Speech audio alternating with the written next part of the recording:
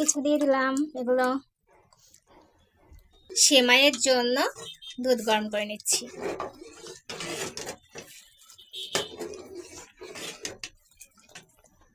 পরিমাণ মতো চিনি দিয়ে দিচ্ছি। আমি এখান থেকে প্যাকেট থেকে দিচ্ছি, আর একটু লাগবে মনে হয়।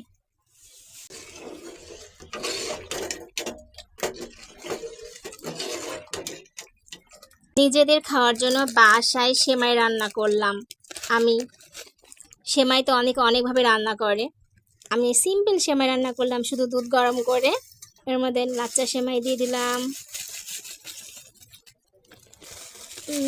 সবগুলা লাচ্চা সেমাই খাইতে, খিল সেমাই খাইতে সব সেমাই আমার ভালো লাগে। আমি যে বাসাতে কি করি না করি, ভিডিও না করলে কেউ বুঝতেই পারতো না। যখন যা ইচ্ছে হয় তাই করি। আজকে সেমাই খাইতে ইচ্ছে করলো, তাই আমি সেমাই নিয়ে এসে রান্না করলাম, এখনই খাবো।